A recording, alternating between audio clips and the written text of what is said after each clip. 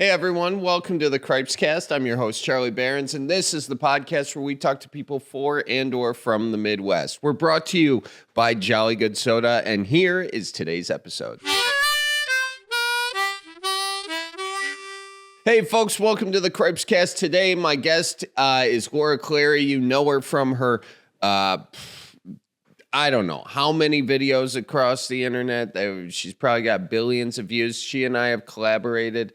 We collaborated twice on Illinois Girl Meets Midwest Guy and the Uber driver one in California. California Uber driver versus Wisconsin guy. So, and we've got another collaboration coming up. But the last time I was in Los Angeles, I stopped by her studios. We made a video and then we did a couple podcasts. I was on her podcast and she was on mine. So that's what you're about to hear.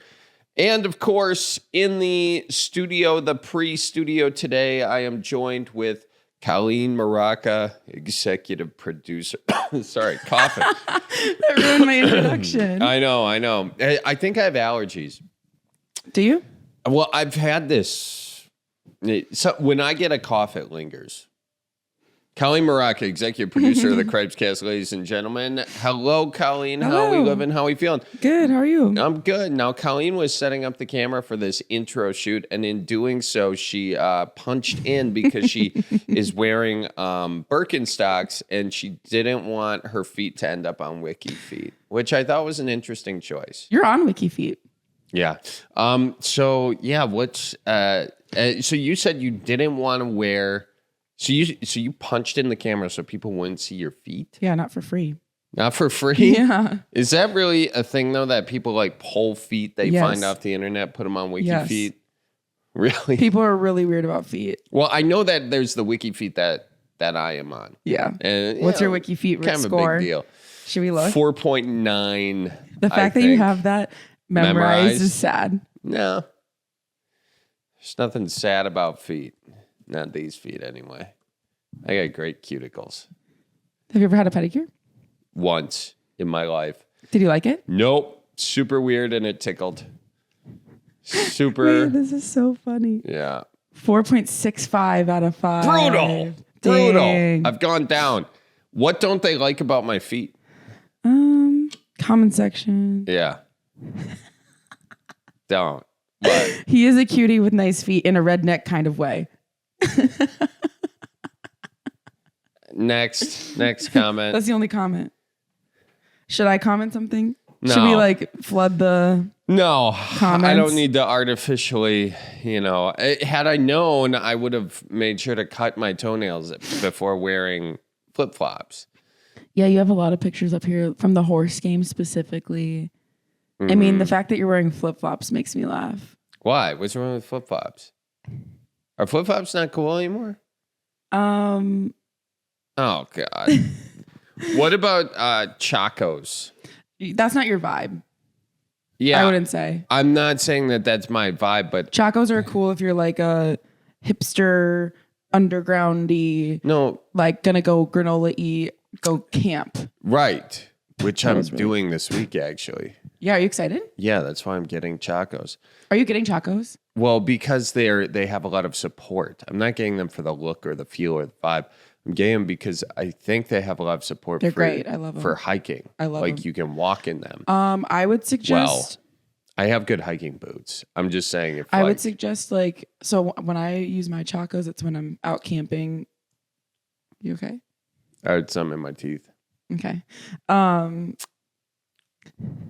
Wonder it was a walnut. It was a piece of walnut. Are you the type of friend that'll like tell someone if they have something in their tooth? Absolutely. Oh yeah. And you're not. No, I am. Well, I didn't see it. It's up in your gums. You aren't like really looking at me, so how would I know? I wasn't smiling. Yeah. Maybe you should smile. Are you the kind of friend that'll say it? You for sure are. You'll say it. Oh, I have like no reservations of anything. Holding. I mean, it would be nice if you had some. But wouldn't you rather have a friend that will like tell you they have something in your teeth and like making you look like a fool with like a piece of oregano in your tooth? I think everybody wants that. Yeah. But I think it's always like the person who does that, they kind of have to be the one who's the messenger, the bearer of bad news. Nobody wants to be the bearer of bad news. Yeah. Anytime I give you any sort of bad news, you're like, geez, thanks. But then it helps. It does help. Yeah, that is the thing. I receive a lot of constructive criticism from my team. But back to Chacos. Yeah. They are very supportive. They're great for like if you're at the campsite and not actually camping, just because like a stick might get in your shoe, or like that would hurt so bad. But also, I will warn you that you kind of have to do a little bit of a walk. Like your feet are gonna feel different because you're getting new support on your shoes. Sure. So just maybe like use it sparingly. No, I mean the only reason is just for back at the campsite. I'm too concerned about snakes that I would hike in sandals in the Appalachian Trail. And I would also suggest even spiders, even though the couple poisonous ones. Yeah, you gotta die somehow. I'd rather die that way than like when the machines take over. Go ahead. What were you saying? Don't get the toe ones, even though they look extra cool. The toe ones, the ones that hold the toe. Don't do that. Those do not look extra cool at all. Oh, the one those don't look bad. No. Why? Why do you say I have a pair of Chacos that also hold the toe, like the one toe. Yeah. When you're camping and stuff, like for us, at night it gets cold, so we put socks on in the Chacos, and it's really annoying with the toe. With the toe. Really good information. I was thinking, should I go toe or no toe? You just said it wasn't cool. What? You just said the toe ones weren't cool. Yeah, I know, but I was thinking, are they cool? Like, do people actually think that's cool? And then I was like, ugh. Those are different, though. That vibe is different. These are Birks. Yeah, because it's more of like a cross around the toe. And this is easy to get on and off. Yeah. Not that anybody can see, because... Yeah, you don't want your feet on WikiFeet. And boy, we've come full circle, ladies and gentlemen. All right, so now it is time for my conversation with Laura Clary. Again, you know her from videos like Midwest Guy Meets LA Girl and Illinois Girl versus Wisconsin Guy.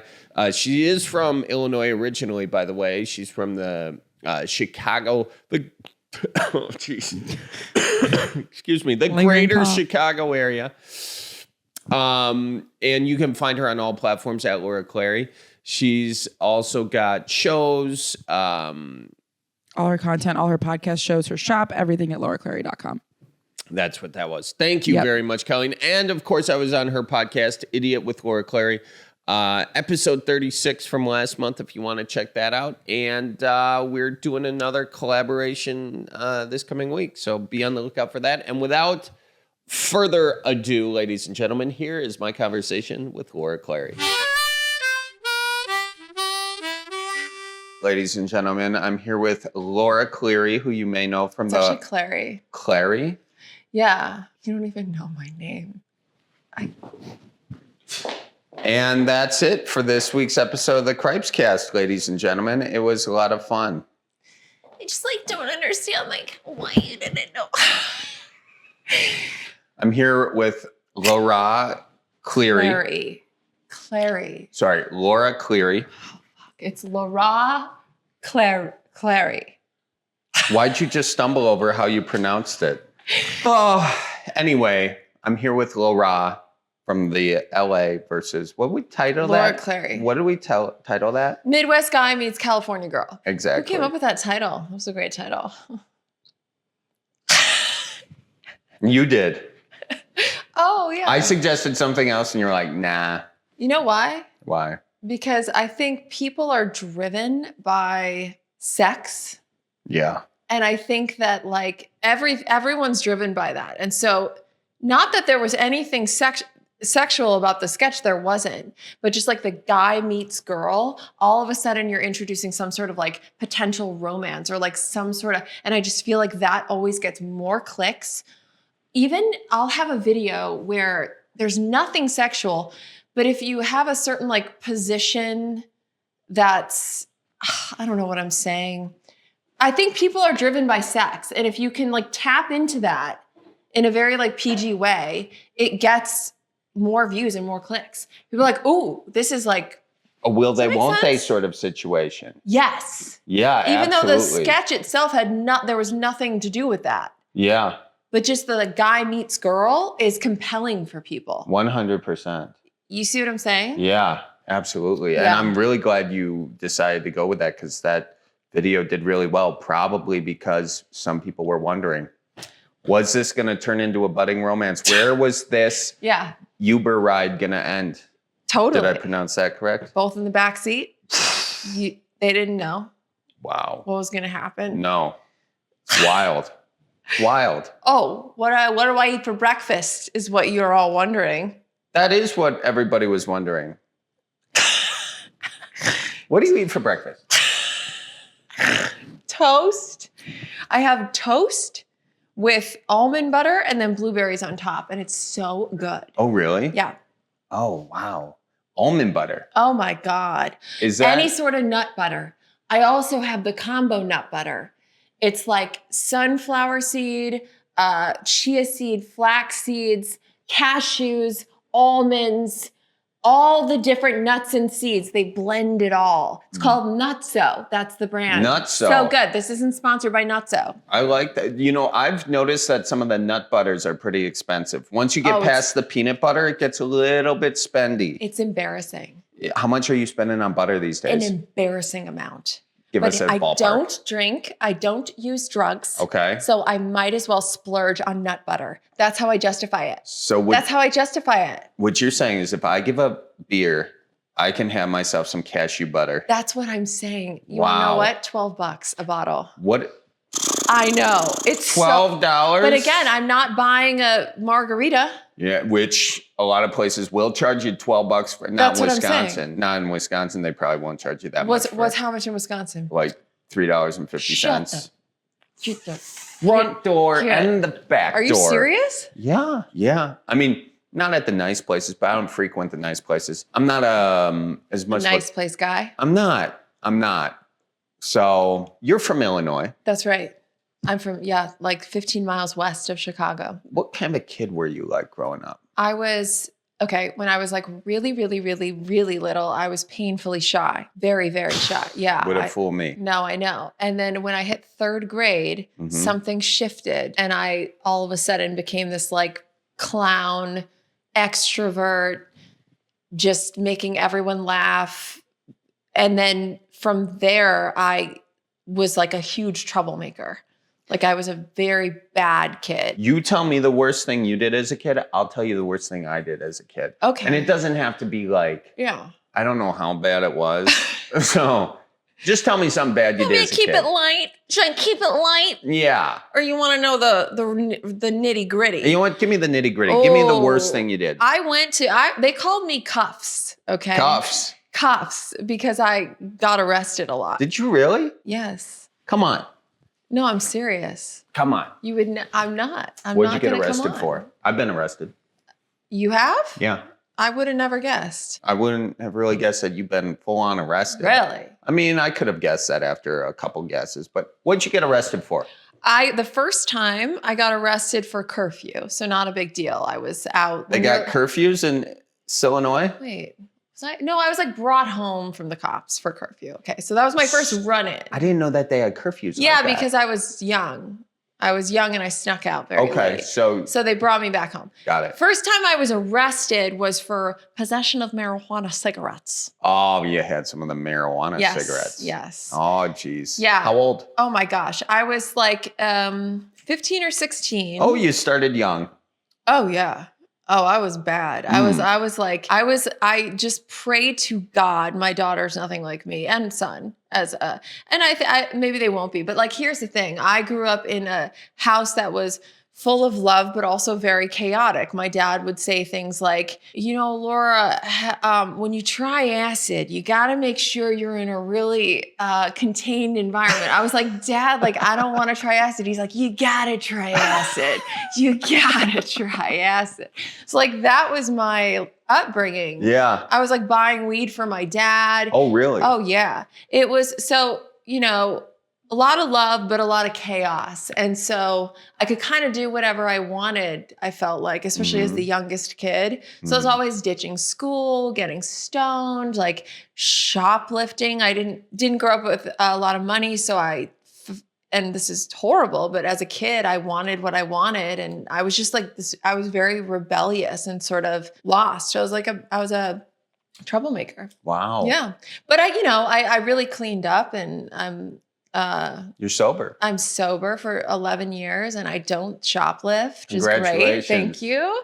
Do you ever walk by something though and see like, No, I used to though. what's the secret to shoplifting back when you were doing it? Oh my God. Back when you were doing it. And this is not, we're not condoning shoplifting. No, but especially now they've got all the cameras all over the place. So, but I'm saying back in the day, what would you do? Would you go try stuff on and then put stuff on over? So this was like the most savage thing I think I did when I was a teenager was my mom gave me $20 to go buy a onesie for my neighbor's baby shower. She was like, here's $20, go to the local Jamboree and get a onesie for little Noah and come back. Yeah. And so I'm like, okay, I'm going to go with my friend Jack. So she gives us the $20 and we get in the car and we look at each other. We're like, let's steal the onesie and go buy some weed. Ah, Genius. So we go to the Jamboree. Yep. And I remember like I told Jack he had to like ask the employees about sizes or whatever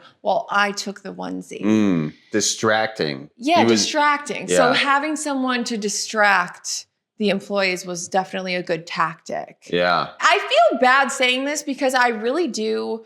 But whatever. I was a kid. I was a stupid kid. You were a kid. I wasn't thinking. And again, we're not condoning this kind of behavior. We're not condoning. Don't steal onesies. No. For God's sake. Jeez, that'll get you on the wrong path and okay, buy your weed. Actually, I did buy it. You did buy it. I did not steal weed. You had ethics for the illicit substances. Weed. You would never steal weed. She's got standards, ladies and gentlemen. That's right. So he distracted. I took the onesie.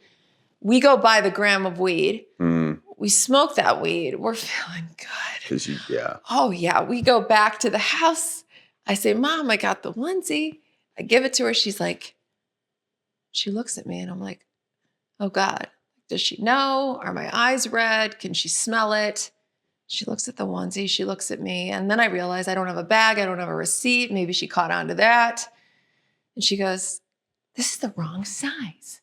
She's like, he's a newborn, Laura. This is a 1 to 3. Oh my God. You got to go back. Oh no. You got to return it and go back. Get a different size. So Jack and I, now stoned as shit, are like, boy. We got to go back into the Jamboree, stoned, and like steal a new onesie. Back to the scene of the crime. Yes. And it's not like you can just buy a onesie from Ace Hardware. You only had a few onesie locations you could have gone to. That's really smart, like to think that we could have gone somewhere else, but I didn't think of that until now. Thanks, Charlie. Where were you? Where was I? I was up in Wisconsin, not far from you, on my bicycle probably. Doing some wholesome shit. What'd you do? So we go back to the same store. All right, we were stoned. Okay, we weren't thinking. Right. And so I go ahead, he distracts again, and I steal the right size. You gotta be kidding. No. Did you at least put the wrong size back? No, I didn't. You know what I did with the wrong size, Charlie? I cleaned out the bowl with it. I cleaned out the bowl with it. The 1 to 3 onesie. You could have donated that to, let me guess, you donated it afterwards with the covered in resin. Residue. Oh. Covered in resin. Oh my gosh. No, so hold on. So my stoned ass takes the 1 to 3. I'm cleaning out the bowl with it. Shove it under the seat. Go back. Give my mom the newborn onesie. She doesn't ask where the receipt is, where the bag is. She's like, thank you. Moves on with her day. And then like a week later, she goes, Laura. I come downstairs. She goes, what the hell is this? There's a onesie covered in resin, disgusting, like black tarred up. Is this gonna get me canceled? No, this is really bad. This is guys. bad. I'm so much better now. Yeah, you are way. But anyway, she goes, "What the hell is this?" Because it's just disturbing to think about that, like a baby onesie just like covered in weed residue. Yeah, it's really a disturbing sight. Does she know that it's weed residue, or is she thinking, "What's this?" Like it smells, and it's like. She knew exactly what. It smelled for like. sure. Yeah. I think she did know. And to be honest, like I remember the competition. of like, what the hell isn't that? And I think I was like, I don't know. Like, that's so weird. Like, that's crazy. And like, that was it. That was it? It was just moving on. Like, I don't remember. But like, your mom knew that you partook in the marijuana at this point in your life? I think so. Okay. I think if so. she didn't, she now has a onesie. I wonder if she found out that you were shoplifting and smoking weed on the same day. Yeah, she found that story because I wrote it in my book, and so it's in my book. You can get my book on Amazon, or you can also I prefer the audiobook because you could just listen and do whatever you're gonna do and just listen to me tell you stories. It's a great cover. Thank you so much. Cover. Thank you. That's my other book. I have 2 books. Plural. Forgot to put on clothes that day. Yeah, what's going on? I just forgot. You just said. When you wake up and you're like, oh, shit, clothes. Yeah. Yeah. And then it's even worse because like you have full on shoot. For that's right. Promote like of all the days to forget clothes. To forget clothes, like that's yeah. Anyways. Yeah. So that was my first time getting arrested. Wait, I thought you didn't get caught that time. No, that wasn't getting arrested. That was shoplifting. That's how you would shoplift back in the day. Yeah, you asked how to shoplift. Yeah. Well, now I know. I'm glad to hear that. I'm glad that we got that one out there. That's great. I don't do that anymore. Were you a good student? No, terrible. I had a feeling. So just, based off the previous conversation. Right. So, I was so bad in school. Your life up until this point, high school, and now you're done with high school, 17 years old, you are on the trajectory of someone who may decide to move out to LA to become a movie star and then fail miserably. Yes. But instead, you didn't fail miserably. Well, that was never an option for me. Oh. Because you can't fail until you quit.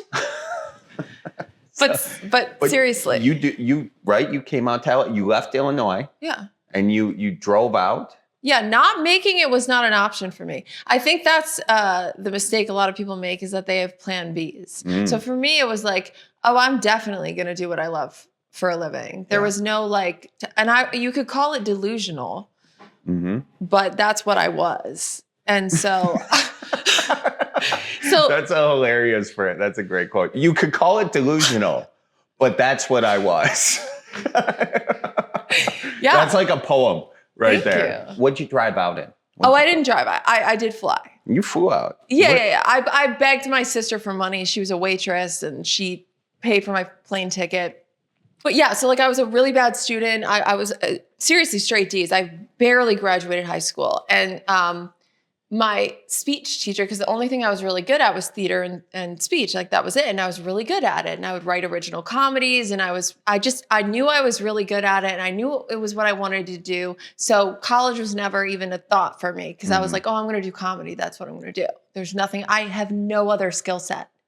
There's nothing else I can do. So that's what you were thinking. There was nothing else you could do. Yes. Yes, I still think that. You still think that? I said, what else could I do? Oh, you could do Charlie, motivational speaking. Oh, let's rewind the tape. I got a wedgie, and then put an emotional thing underneath. Oh my God! Yes, you could be I'm can't inspired fail until you quit. I'm inspired to get rid of my wedgie right now. Be delusional and have wedgies. Whoa! Another poem. Is that a haiku? Be delusional and have wedgies. No, close. Okay, few syllables away. But so I went. So my theater coach was like, she comes up to me senior year and she's like, God, or you yourself out of 90% of the colleges in this country, and is that weed in your purse? Because she could smell it, but and I was like, yes, it is. But I just college was never in the plans for me, so I never tried in school. I really struggled to focus. I think I have ADHD. Whatever. I knew what I wanted to do, and I wasn't interested. And I wasn't a good student. Right. Like the name of my book is Idiot. There's the reason for that. So then I came out here at 17. My friends who were 2 years older than me were interning at a production company in LA. Were they potheads themselves? Yeah, I think so. I think they smoked a bit of weed, but they were like smart and like went to Northwestern in Chicago. And, wow. Yeah, they were 2 years older and they were interning at a production company in LA. And they came to my high school like right before my graduation and they were like, "Hey, Laura, we're interning at this production company in LA. Do you want to come sleep on the couch?" And I was like, "Yes, I do. Yes, I do."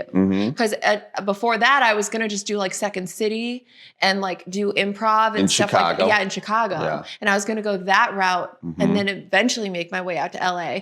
But then all of a sudden they come to my school and say, "Hey, come. We know you want to be an actress. Come. Yeah. Sleep on the couch. Like give us some money for rent. Done." So I was like, "Let's do it." So I go, I sleep on the couch. There was like a apartment with like fleas everywhere because the woman who lived there that we subleased it from had a cat and the cat had fleas. So I had bites all up and down my legs. It was great. It was so much fun. I had so much fun. That's it's. I mean, nothing like a good flea bite. You know what I mean? So you're out there getting bit by fleas. That's right. What are you doing for work? Nothing initially. So I borrowed money. I was really good at asking for money from like my sister and my mom. They would because I was like, "Guys, I got dreams.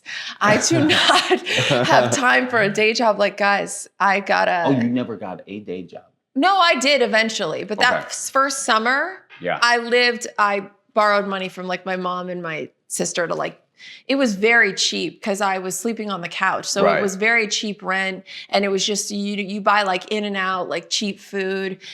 You know, you live off scraps or whatever. And so that for that summer, I just borrowed money from my family. I didn't get a job that summer. Eventually I got a job, at a cigar bar in Beverly Hills. Ooh. Yeah. And I was a waitress and I was terrible. And I would spill drinks on Alec Baldwin and Did you really do that? Yeah. Was he upset? Well, okay, I didn't spill a drink on him, but I would spill drinks and Alec Baldwin was there. Oh, and better story if I spilled on Alec Baldwin. Yeah. But what I did with Alec Baldwin, I'll tell you my instance with Alec Baldwin was he ordered a dessert and I took the order and I went back and the guy who makes the desserts was busy. So I was like, "I'll just do it." So I make it and it was really my presentation of the dessert was like horrible. And I put it to him and he looked so disappointed. Oh. He looked really disappointed. Did he say anything? No, he just with his face was like, "Thank you." Like that. Got it. Did you get a good tip that day? No. He didn't tip you? All the girls got really good tips from the cigar bar. They were really good. And I didn't seem to get great tips. Well, I'm sorry to hear that. No, it's, look, I'll be okay. You know? Okay. Yeah. So you're out there, you're working in the cigar bar, doing that, just inhaling all the cigar smoke. Right. I reeked all the time. Yeah. I bet. And then did you start at Second City in LA? How did you get into I did a couple improv classes. I hated them. I would run out crying because I think a lot of those instructors are Screw you if you taught me at Second City. Suck it. Because they would always tell me like, "Oh, that's not funny," or like, "Here are the rules to comedy." Yeah, right. They're all about the rules. They're all about the rules. And I'm like, well, the rules aren't working out too well for you, are they? Oh, wow. Snap. That is some long-held resentment. I mean, between the middle fingers, the wrestling suck it thing, you know? But truthfully, like they're just doing their job and I just kind of sucked. Yeah. You know? It takes a while to figure out you suck at the thing you love, you know?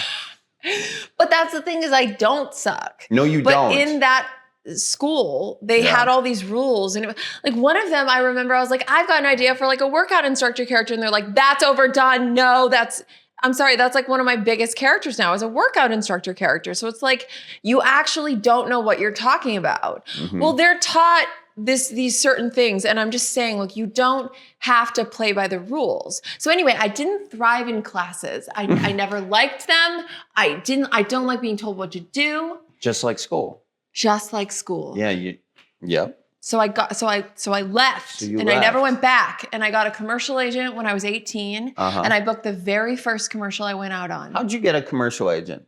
My boyfriend at the time was an actor and he got me An a audition? commercial agent. Nice. Do you still talk to him? Yeah, I checked in with him actually recently. He's living in Germany. He's German. Is he? Ja. Ja, ich spreche etwas Deutsch. Oh, Ja, wow. das ist sehr gut, ja. See, look at all this stuff you know and you never even passed German class. I know, right? He would teach me like a phrase a week. But the things he would teach me were like, du hast sehr klug und stark, which is you are very smart and strong. or du hast großen Schwanz, which means you have a big dick. So it was a little bit. He would only teach me things like that. Got it. Anyway, so he got me a commercial agent. Mm-hmm. And then I booked my very first commercial that I went out on. And I was like, this is easy. And it wasn't, But you were just good at booking commercials. Well, no, I just booked the first one. I didn't book like the 200 after that. I booked the first one. And that probably got you, how much you make off that? It was a Spanish cell phone commercial. Wow. How much did you make? And I danced around with a cell phone. Did you? Yeah. What kind of dance did you do? I was just like, woo, with the cell phone. And I don't know why, but they were like, dance with the cell phone. And they aired it in Spain. And my friend who was studying abroad saw it in Spain. And I felt really cool. How much did you make off that commercial? Oh, I don't know. But it was non-union. Oh, okay. So it wasn't like that commercial gave you enough money to kind of live off of and then pursue acting. So you're still at the cigar bar. Yeah. But then I booked another commercial that was SAG. And that one was a What Happens Vegas Stays in Vegas commercial. Whoa. That was the one that got me to be SAG eligible. Wow. That was a huge deal back in the day. You want to be SAG eligible so you can get your SAG stuff so you can get more jobs. Then at what point, so are you just booking a lot of commercials at this point? No, not a lot. But what I would do is I would book a commercial and then I would file for unemployment right after that. Oh. And then I would live off unemployment. And then I would book another commercial and then I'd file for unemployment. Got it. That's how I was able to like just act. Right. Because I would file for unemployment between jobs. So you quit the cigar bar? Yeah, so I quit the cigar bar. Yeah, I did. Okay, I was like, I hated it. And I just, one day I woke up and I was like, I can't go. And I called the manager. I was like, I can't go. I can't come in. And she was like, you have to. Mm-hmm. And I was like, I can't. And she was like, then I have to fire you. And I'm like, okay, then fire me. Yeah. And then so she fired me. And then I booked a pilot like the next week. Wow. Yeah.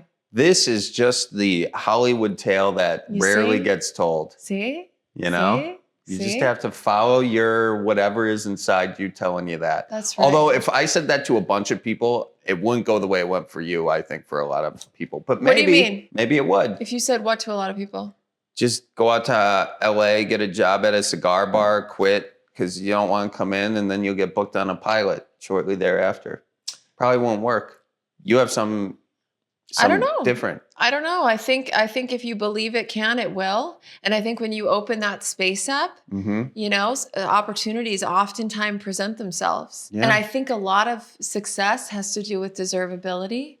And I feel that I was delusional enough to believe that, well, I felt, okay, here's what it is. I think we're all, like we're talking about in my podcast, that we all have a gift, whatever that is, a calling. Yeah. And so I felt I was really in tune with what my gift was or what I felt I was good at.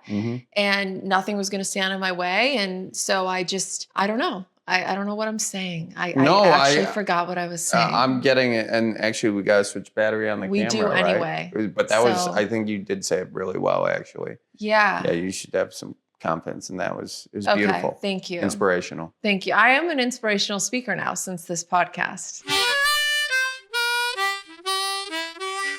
Hey, folks, just want to thank the sponsors of the Cripescast. Jolly Good Soda, great soda, best soda.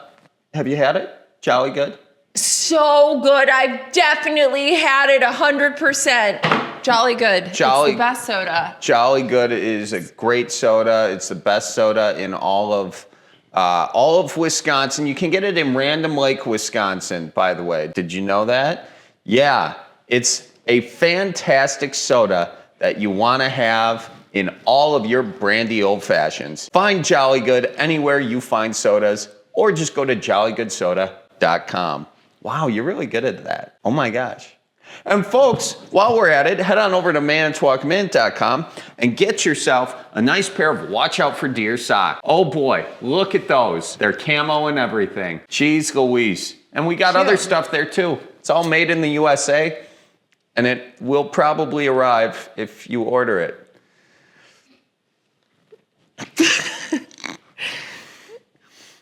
You're not doing the thing anymore. No, I stopped. I felt like that was a really good skill. Where'd you learn how to do that? How long are you going to do this? Oh man, that's funny. Thank you. That was really good. Yeah, you got skills that you don't even talk about. It's on my resume. Okay, I guess you do talk about them. So, Colleen, what's another way they can support the podcast? If you go to patreon.com/CharlieBarons, you will get exclusive content that you don't get anywhere else, kind of like WikiFeet. But like today, our ad read was really, really long. So if you want to hear about my past camping trips, you can go to patreon.com/CharlieBarons because I know you're just chomping at the bit to hear about it. Way to sell it, Colleen. Way to sell it. Yeah. So, go to patreon.com/CharlieBarons. We have exclusive content, deleted scenes, behind the scenes. You can see me gambling with my grandma at the casino. Yep, that's the one going out this week. Nice. We have early release on show dates. Anytime that when Charlie's schedule starts popping up for shows near you, we're going to announce it first with our Patreon supporters. So. And that'll be coming up soon here in the next couple of weeks. So yes. Make sure you check it out. Alrighty, back to the Cripescast. You're in Los Angeles. You got booked on your very first pilot, and at this point, are you thinking, "I did it. I did the thing. Yes. I'm there." Yeah. Yeah. And then, of course, it didn't get picked up. Didn't get picked up. Yeah. And how old are you at this point?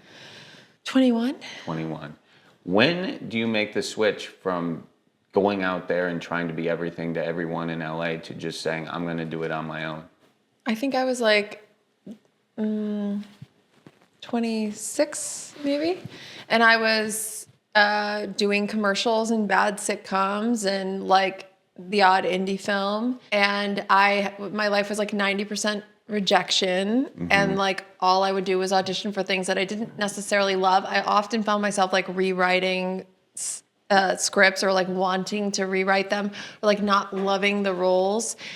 And then I would not even book the roles that I didn't even love. So I was like, this sucks.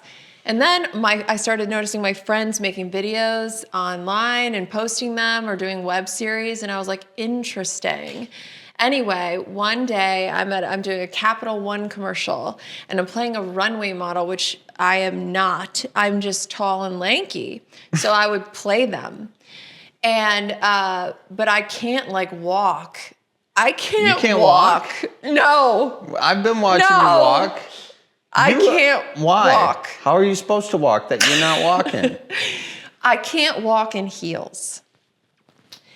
These are not heels. I don't wear heels. I cannot walk in heels. Why? I don't like heels. They're not natural. They're not good for your feet.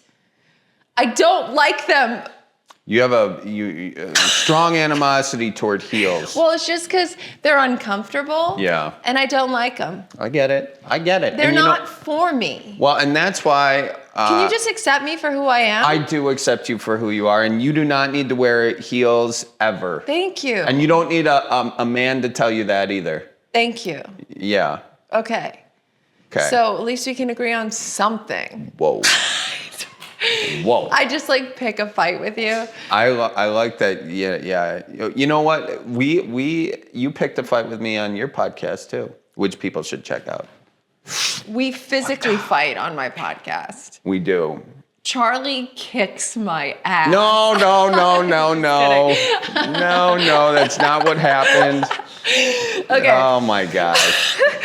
Okay, but so what was I saying? Oh yeah, so I'm playing a runway model with like actual beautiful runway models.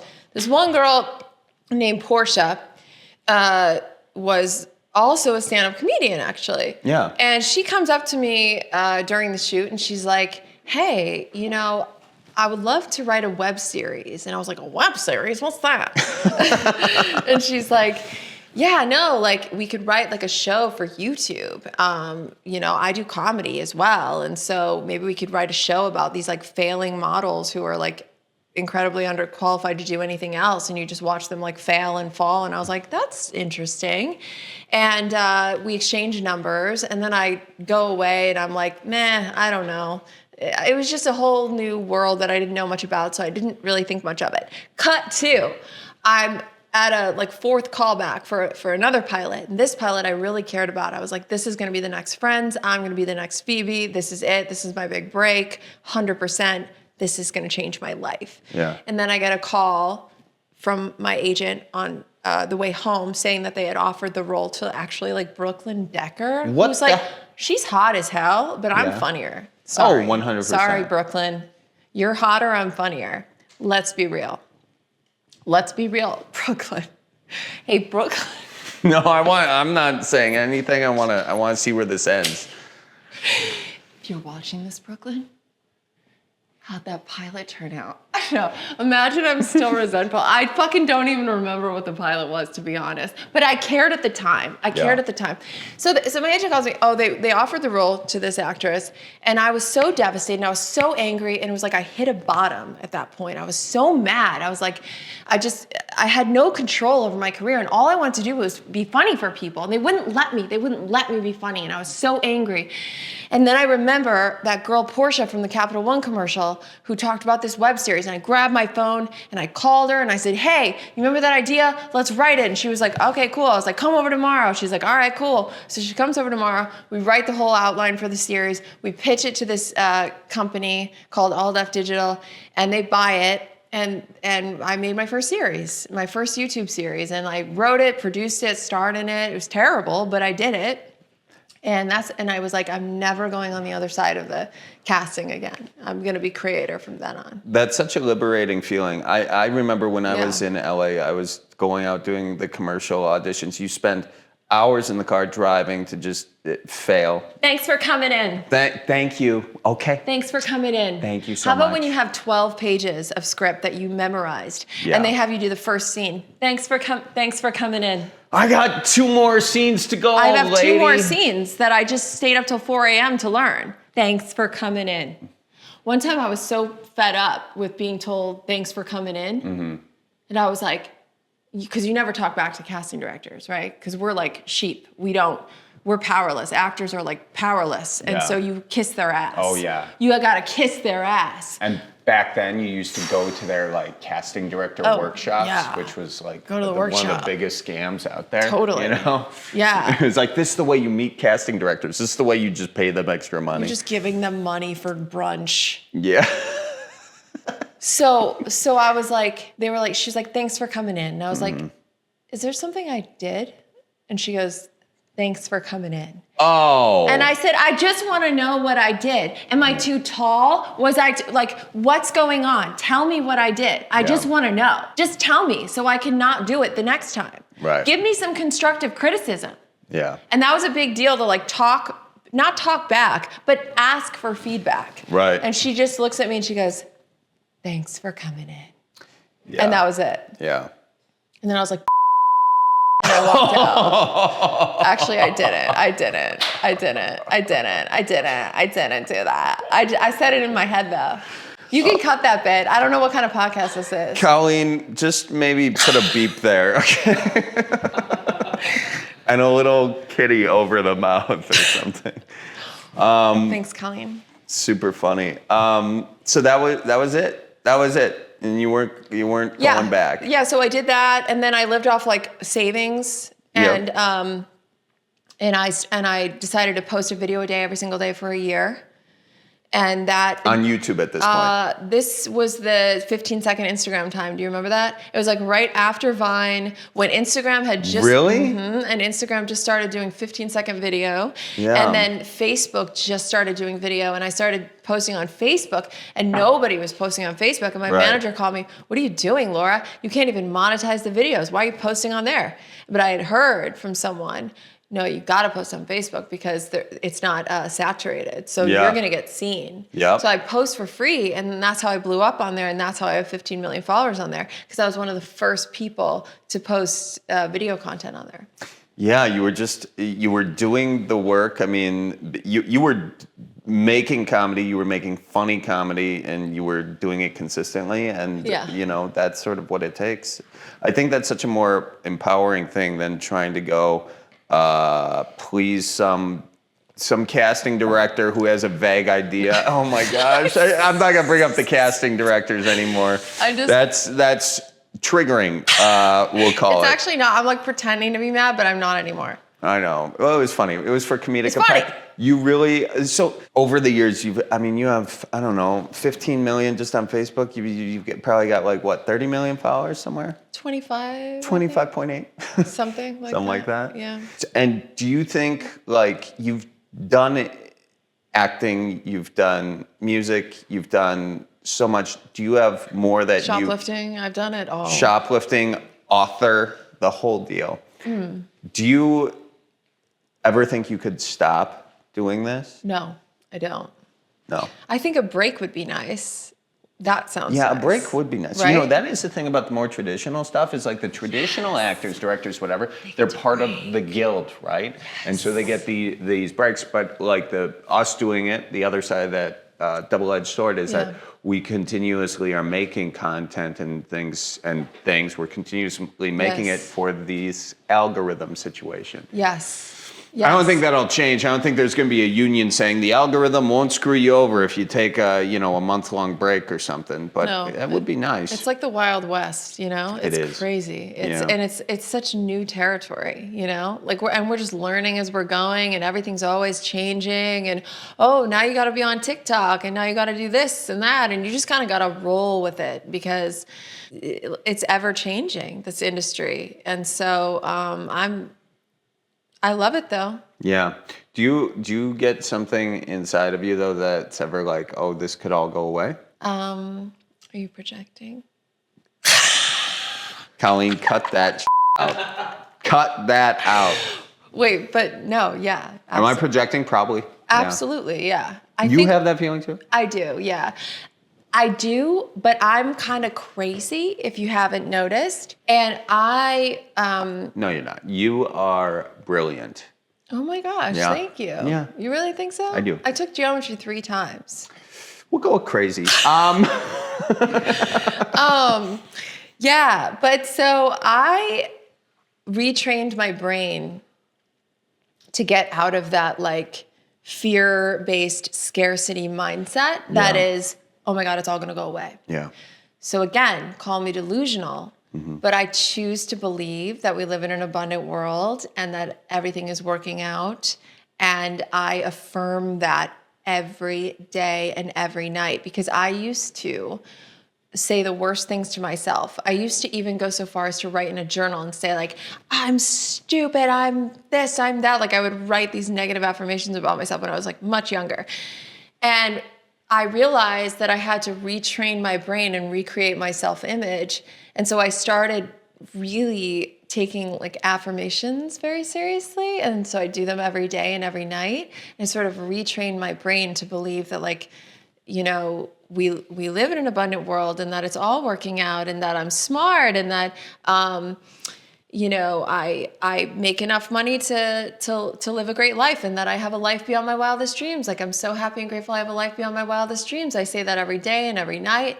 And so I think there's a lot of power in our thoughts. Definitely. Yeah. And so this whole like fear of, oh my God, I'm going to lose it all. It's not actually rational. No, it's not. It's like, what is anxiety but a fear of the future? And so I've learned to like get present, get in the moment, and affirm and focus on what I want rather than what I don't want. So when I get those thoughts, I'm now at the point where I can recognize the insane thought and switch it out. You turn that anxiety into excitement? Well, I turn the anxiety into bringing myself back into the moment because right here, right now, everything's okay. We're just watching a podcast, aren't we? We're okay. We're not getting chased by a lion. I mean, look behind you, but I don't think there's a lion. I don't know why I'm talking like that. No, it was funny. You were in Pamela Pumpkin Voice. Maybe it was a little bit of that. Yeah. There's no lion. There's no lion behind you. But so like we're okay in this moment. Yeah. And so like that in and of itself is just like Eckhart Tolle says in The Power of Now, my favorite book. We spend 70% of our lives in the past or the present thinking about what was or what's going to be. And when we're in the past, it often leads to sadness and depression. When we're in the future, it often leads to anxiety. Oh my God, what's going to happen? Am I going to lose it all? Like, is this going to go the way I want? And that the only way to attain real bliss and inner peace is to be right here, right now, in the present moment. That's it. That's all it takes. And he believes our natural state is bliss. And the reason that we don't have it is because we're in the past or the future. So if we can be consciously aware of that and just bring ourselves back to this moment and just be aware. And then and be aware of our thoughts and go, oh, I don't like that thought. That I don't have to believe every stupid thought I have, that I'm going to lose it all or it's all going to go to shit. And then I can replace that thought with what I want and consciously decide to focus on what I want rather than what I don't want. So that's what I do now. And I'm not perfect. It's progress, not perfection. I certainly have days where I'm in a lot of fear or I'm sad or I'm in resistance with what is. And that doesn't feel good. But I would say overall, no, I won't allow myself to believe. This is a really long answer. I won't allow myself to believe that I'm going to lose it all. Why? Why attach to that thought? It's not true. I might as well go, no, my life's just going to get better every day in every way. You know, I actually have on my to-do list to see a therapist, but I think I can cross that off now. See what I'm saying? Yeah. Look, lay down. Lay down. Should I? Stay a while. Yeah. Come here. Okay. Let's talk. How was your childhood? Can I put my shoes on? Don't put your okay. on the couch. Okay. All right. She's not a great therapist. Oh, God. What's going on? Talk to me. Well, Yeah. no, that's great. I like that a lot. I mean, Yeah. I really do. I mean, that's a great mentality, and you can see it sort of in everything you've created in this beautiful home you have and all of that sort of stuff. I mean, you are really living your dream, and that's very cool to see. I see my siblings who have had kids. I see, how they're changed by that, and I do not have kids, but I was curious for you as sort of someone who's in the same sort of creative field, how have your children sort of changed your creative outlook? Oh, yeah. Well, interesting. So I had got a pilot for my Pamela Pupkin character. Facebook Watch bought a pilot from her. And it was like $1 million budget, which is wild because, we make stuff for nothing. Yeah. So that's mind blowing to me that you would spend that much on a 20-minute episode. Right. What? Where's all the money going? I could do it for $600, literally. Anyway, I shoot that pilot. I'm like, this is it, or like, this is gonna be my big show. And then they watch it. It was insanely offensive. And I didn't think about that before I wrote it. I was like, I didn't think about the fact that it needs to be brand friendly. Right. They were like, write what you want. I'm like, okay. So I wrote the most inappropriate and I couldn't believe it didn't get picked up. I'm not even going to go into what was in there, but I thought it was very funny. Anyway, so they didn't pick it up, and I was devastated for like a couple days. My point is, I was 4 months pregnant at the time. And I was like prepared to shoot this whole show pregnant and like make it work and hide the belly and blah, blah.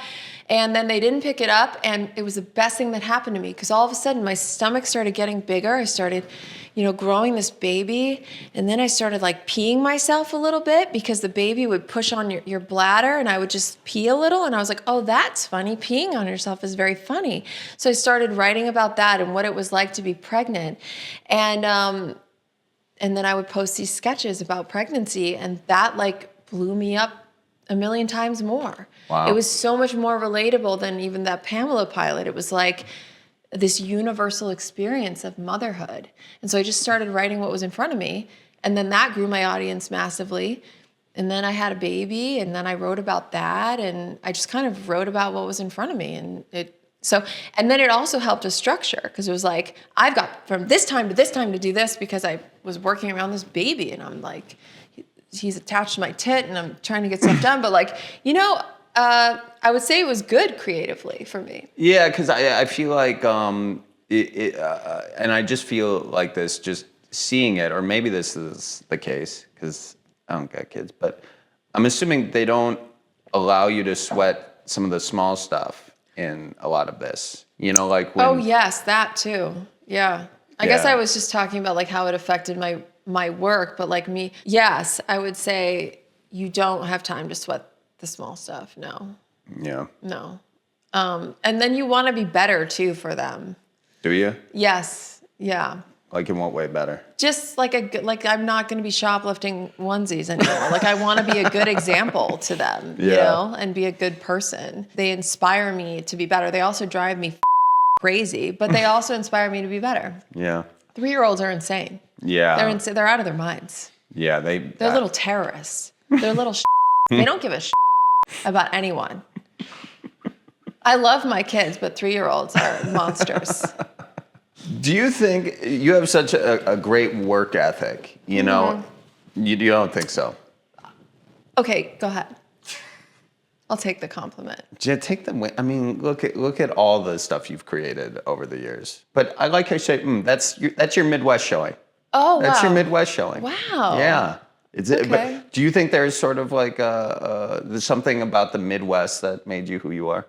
Absolutely. And I think people are just funnier out there, I swear. Why? Oh, man. I think it's the weather. We just have to laugh. Like, we have to. Yeah. Like, we have to have a sense of humor because Yeah. we're freezing all the time. I and know. like, you know, I swear, it's too, I don't know. I just think for some reason, look at all the comedians that are from Yeah. the Midwest, especially Chicago. My God. Yeah. Say what you will about Chicago. Say what you will. It's got some funny people there. Yeah. So I don't know why. Second City. But why do you think so many funny people are from Honestly, the Midwest? I- But it's real, right? I have the same answer. Yeah. Are you serious? No. The other? I did a thing in the book, the Midwest Survival Guide, which you can get anywhere you get books. I would recommend getting it at your local bookstore Get it at because your local you bookstore. support the local bookstore. I've definitely read his book, and it is so good. Oh God, this again. She hasn't seen my stand-up special, you know. I love the part in the book where you write about Wisconsin. That was really funny, that bit. So anyways, I'm not hurt.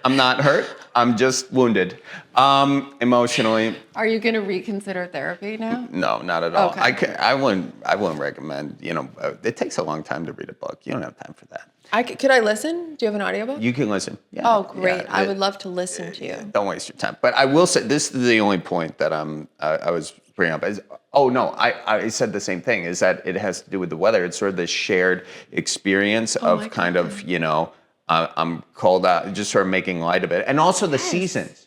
Also the seasons, you know. I mean, it's beautiful every day out here, you know. What's funny about that?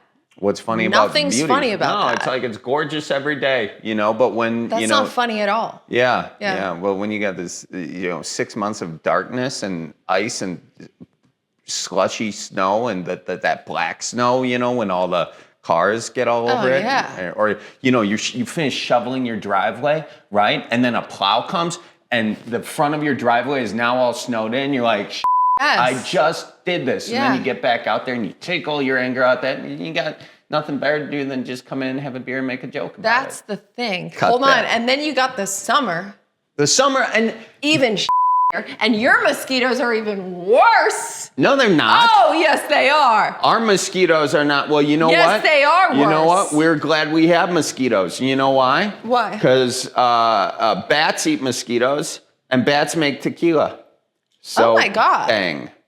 Are you Also, serious? hummingbirds eat mosquitoes, and I love a good hummingbird, don't you? Wait, wow. Look at how optimistic you are. That's it. That's the Midwest optimism. Whoa. Yeah. Oh my gosh. Yeah, you can't. Oh my gosh, I mean. Sorry. Oh my gosh. Oh, my poor Midwestern accent's gone.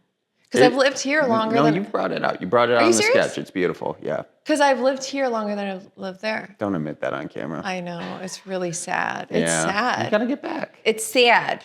It's sad. Why don't you get back? You can. Yeah. I think gotta about it. come back. I'm gonna come back. Get a summer home.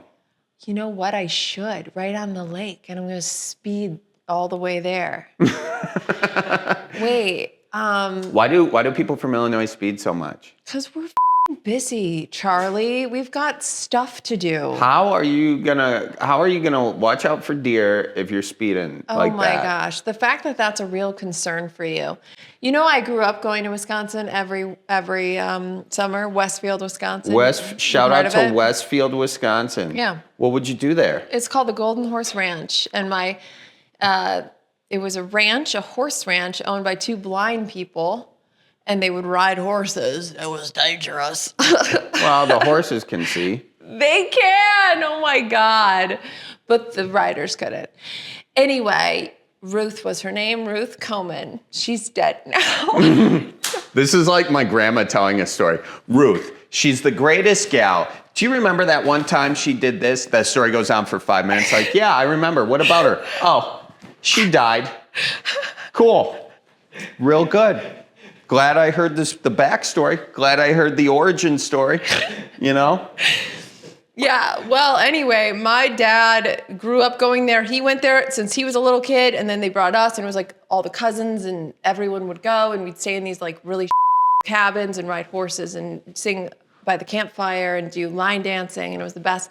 It was actually my favorite memory as a kid. That's really cool. That's actually a great question. What is your favorite memory of a kid? Honestly, Golden Horse Ranch in Westfield, Wisconsin. Cool. So there you go. Maybe I am happy. You know, maybe one day you can buy that ranch. Wait, I totally would. Are you kidding me? I would love to do that. I stole the sign, Golden Horse Ranch. I've got it on my screen porch. Do you? In Downers Grove, Illinois. Really? You stole the sign? Yeah. You little thief. Well, that's exactly why we don't like people from Illinois. You fibs come up here to a beautiful, picturesque place in Wisconsin, and you just can't leave it the way you found it. You got to steal the damn sign. That's right. You should be ashamed of yourself. That's right. I want that sign returned along with that resin bowl onesie. Oh my gosh. Okay. All right. Deal. Okay. Deal. Well, it was so wonderful having you on the Cripescast. I had a blast. Do you want to promote anything? Oh, you guys should follow me. She'll take you right to prison. Thief. A thief. But anyway, whatever. Just follow me on social media if you want. You don't have to. I'm not saying that you have to. I'm saying if you want to follow me, you can. It's at Laura Clary. Oh. Folks, it's been another wonderful episode. I have 2 books as well. You could buy those books if you want to. You don't have to. Oh my God. Anyway, go ahead, take it out. There they are. Here are the books. You can buy them. You can do the audiobook. You can follow listen me to wherever. Listen, watch, enjoy. The end. All right, folks. Hey, find Laura on all platforms at Laura Clary and check out her podcast, Idiot with Laura Clary. Find us on all platforms at Cripescast and at Charlie Barons, and make sure to follow us on Patreon. That's patreon.com/Charlie Barons. Colleen Maraca, it's been a joy. My hand, actually, never mind. It's kind of like, it's hot up sweaty. here. It's Yeah. hot up here. All right. Ooh, Oh, shit. clammy. I'm so All right. sorry. I just hit Got your the face. mic into the face. Oh, sorry. Yeah, I can tell you kind of are apologetic about that, so I'll let that one slide. All right, folks, it's been a lot of fun. Shout out to Hannah Milos for editing the podcast, Colleen Maraca for doing whatever she does on this podcast. And everybody, keep her moving. We'll see you next week. And in the meantime, watch out for deer. So roll out the barrel and get the band brewing. Life's got you down, just keep her moving. It's on Wisconsin, the Badgers say it's the old Wisconsin Jubilee. You know, sometimes when you're ice fishing, you put your foot in the walleye hole and go ass over tea kettle and you think you're done. No, you gotta keep her moving.